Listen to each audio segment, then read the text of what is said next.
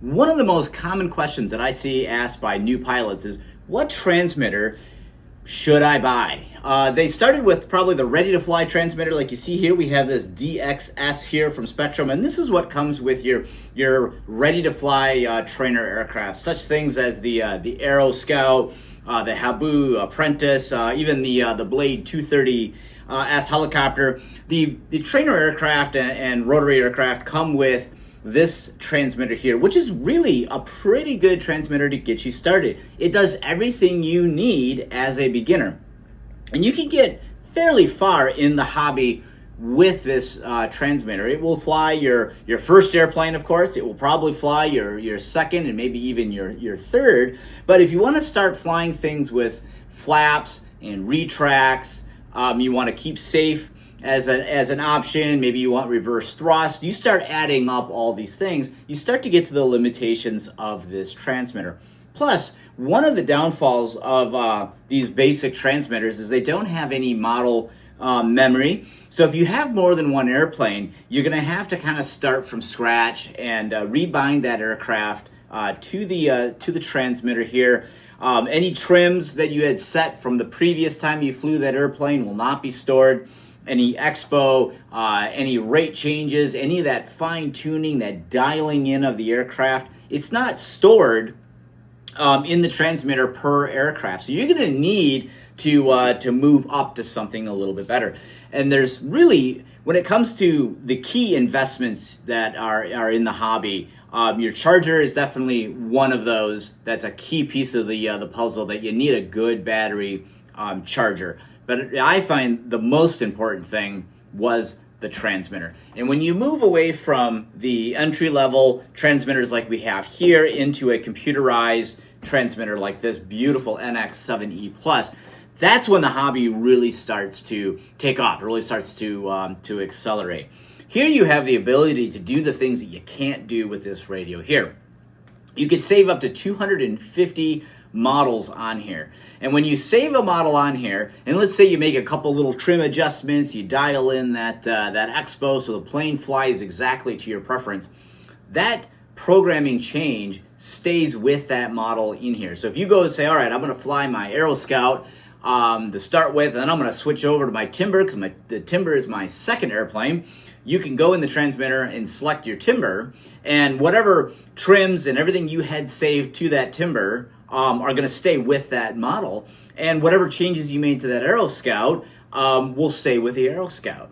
Very different from what these are here, in which anything you change on the aircraft, which you're very limited to anyway on this, mostly just trims, they don't translate. In fact, I saw somebody the other day that made a whole bunch of trim adjustments to try out how trimming works. They had connected this to Real Flight using the dongle, and they went to go fly their airplane.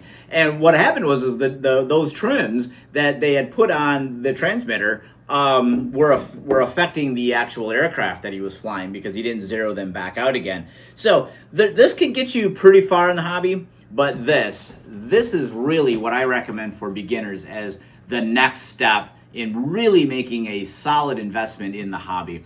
And there's a number of radios, of course, that are out on the market. The NX7e Plus is my recommendation for what I would say if you're a beginner pilot or a low experience pilot and you're looking at getting into a computerized radio.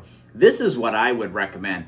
I actually started with a DX6. That was my first computerized radio. I went as far as I could with the out of the box, ready to fly. But once I started getting, 3, 4, 5 airplanes even, it became pretty clear that to be able to do that and be able to really get the most out of the hobby, I was going to have to upgrade into a radio that can handle more aircraft and save them. So I started with a 6-channel, and at the time as a beginner, I thought, wow, there is no way I could ever need more than 6 channels. You got throttle, you got aileron, rudder, elevator. Wow, that's like everything you would ever need. Well, you add safe, now you need 5.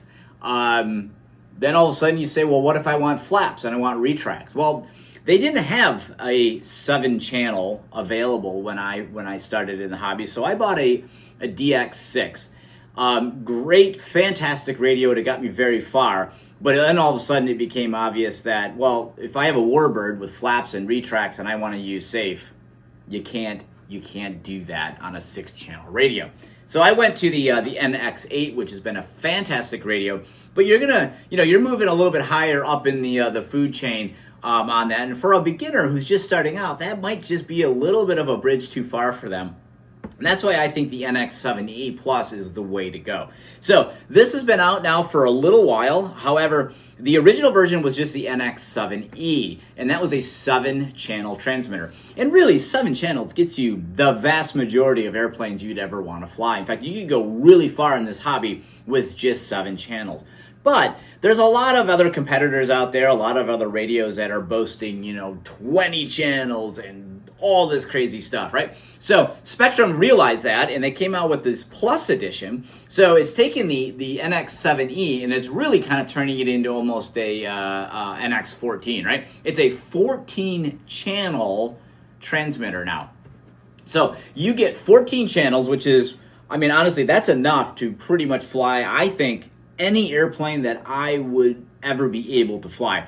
I don't think there's really anything in my hangar today out of all those airplanes that I couldn't fly with this radio right here, which is why I recommend it for beginners, because almost anything you can think of that you are going to fly, you can fly it on this. It's not until maybe you get into some really ultra large scale wood aircraft, highly specialized aerobatic aircraft, turbine jets, stuff that's way up there in price point and skill level, that you're going to need something much better than this. But for me, I fly primarily foam aircraft, usually warbirds, scale civilian. You guys watch the channel, you see what I fly. There isn't anything I own that this isn't going to be a perfectly suited radio for. So with that, I'm going to go ahead and get this thing out of the box real quick and kind of look over it. It's a very cool looking radio, I'll tell you that. And when I get it out, I'll be able to show you some of the features on this thing a little bit better.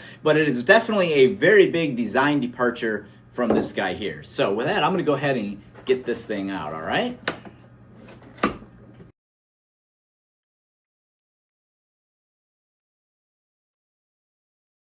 All right, so this is how the NX7e looks straight out of the box. You see the antenna is folded down, and I think that's a really cool feature. So I'm just going to go ahead and pop that up here so we can see that a little bit more in its kind of functional state. But the first thing you notice, of course, on this radio is this beautiful white and dark gray finish. I love how this radio looks. The plastic it's got a little texture to it. It's not I don't know how to really describe it other than saying like it feels much more upscale of a plastic than you have on this. This definitely feels like a beginner entry level radio. It's very lightweight. It doesn't have a lot to it. This has got a pretty good amount of weight to it. The feel of the plastic is really, really nice. The look of the plastic is nice as well. It's almost a matte finish. And then of course it's got the white gimbals. It's got the black knobs on here. The power button is right here in the middle. It's got the nice scroll wheel, which for me, I'm very used to the scroll wheel. You got the buttons on the side. Your trim buttons are here in silver, and then of course all your switches. And the other thing I love about this radio is it doesn't have the exposed I don't know really what to call them other than like they're kind of a circular nut that you need a special tool to tighten the toggle switches, and they always seem to come loose, and I'm always constantly fiddling with tightening those back up. Here, all of that stuff is on the inside, and there's no little nuts that get loose. So really well thought out radio. As for the color, of course, it is white. Some people have really scoffed at the white, which is sad because I think this radio is one of the coolest looking transmitters I've ever seen. I love it. It's modern, it's fresh looking, it's new, it's easy to spot, it's easy to see when you're at the flying field. If you're flying low light, you don't want to have something that's going to be difficult to find sitting out there. It is just a gorgeous looking radio. I've always come to my cell phones, right? I had more white iPhones probably than any other color. Most of my cars have been white. I've had white wheels on my cars for, I don't know, close to almost 3 decades now. I like white. And I think it's, I've heard people complain that you get it dirty. I don't know where you guys are flying at if you're concerned about getting your radios dirty. I wouldn't see that being an issue at all. I think this thing is absolutely gorgeous. It is a well-designed, well-executed, beautiful transmitter that's unique. It looks different. It's different from what everybody else has. And that's one reason why I really, really like it. It is different. It's modern looking. It's exotic. It does not look like something an entry-level beginner would be stepping up from something like this. So yeah, I love it. The looks are great. The attention to detail is really great on it as well. It has this piece here is where you put your lanyard. That's an important piece that if you don't have one, you're going to want to get one. I have my trusty NX7e lanyard here. Put that on around your neck, and you go ahead and you clip your radio in. And what that does is it helps take a little of the weight off of your hands when you are flying, and just a little less fatigue. So it does not come with a strap, but make sure that's an important piece that I would highly recommend you going out and purchasing. Also included in the box is the charger. It's a USB charger. It just simply plugs into a little wall wart, they call them, a little square thing that you plug into the wall. It's got another plug that you put on the back here. This actually looks exactly like the one that my NX7 charges on. You have a manual as well, and I have to say this is quite the manual. You get a sticker pack in here as well with a QR code. You are going to want to make sure that you register your radio. You're going to want to go to Spektrum.com and you want to register, because there are updates that do come along, and you're going to want to make sure that you are updating and keeping your transmitter updated with the latest firmware. All right, it's got a battery door on the back here. That's where you access the battery. The battery is already pre-installed. I am going to go ahead and fire this up here and see how much charge it has straight out of the box here. And yes, there we go. So awesome. Another cool feature I love about this is take a look at the this nice orange light around the perimeter here of the kind of dark gray section here, so you know that the transmitter is on. Not as easy to identify if the DXS is on, but this is a real nice way to see that this radio is indeed ready to go. Now, a lot of times when you are beginner pilot, one of the scarier things is programming your aircraft, and I think that Spektrum does a really good job here of making this easy. So yes, you can do a lot of custom programming. You can go down a very big rabbit hole on programming, but if you just want to go fly your airplane, this has pre-loaded model templates already in it, which is another reason why you always want to make sure your transmitter is up to date, because new airplanes are added to it. So if you wanted to load in the Aero Scout or the Carbon Cub or the Timber, you could go in here, you scroll down to where it has add new model and add from template or add from preset. You can go in there and actually find your aircraft or helicopter and load it directly. All the factory settings for that aircraft are loaded right into here, and now you just go ahead and bind your aircraft and everything is ready to go. There's really no programming involved. Now, if you have a newer airplane such as the 1 meter P-51 that I have a video on as well, that one you can actually, when you go to bind the aircraft, the program for the transmitter is stored actually in the receiver in the aircraft. And so the program for the transmitter is beamed up basically from the receiver wirelessly into the transmitter, and that is taking care of all your programming. So for the most part, the vast majority of aircraft, you will never need to start a program from scratch. You can go in here, of course, and fine-tune your model, which is what I highly recommend doing. That's kind of one of the big advantages to having a computerized radio, is being able to, of course, program your airplanes to your liking. And everybody flies a little bit differently. I fly with a little bit lower rates and a fair amount of expo, usually around 30% expo on my control surfaces. More if I'm flying an aircraft with larger control surfaces, because I don't fly a lot of aerobatic. I don't do 3D. I don't do a lot of pattern flying or anything like that. So for me, I like to fly with a little bit more expo and a little less deflection or rate on my surfaces. You could dial that all in with this radio, so that when you're flying your airplane, it flies exactly like you want it to fly. It feels the way you want it to feel in the air. That's something you cannot do with an entry-level radio. You need to step up into something like this. And of course, you have all the switches on here that you can assign. So you can assign what switch you want your gear, what switch you want your flaps, what switch you want safe, reverse thrust, all these other things. You could start to program that in here right on the radio and set this up to your liking. So yeah, if you're a beginner starting out and you're asking yourself, you know, what radio, what transmitter should I buy? My answer is this guy right here. I just think this thing is a beautiful looking radio. It would fly the vast majority of any airplane that you would ever want to fly. You can do so on this. It's got the additional channel count to help support a little bit more complex and higher tech models. It can store up to 250 models inside of it, so you can go a long way in the hobby. You can download preset models right from the transmitter. You can upload from receiver to transmitter on a lot of the new models.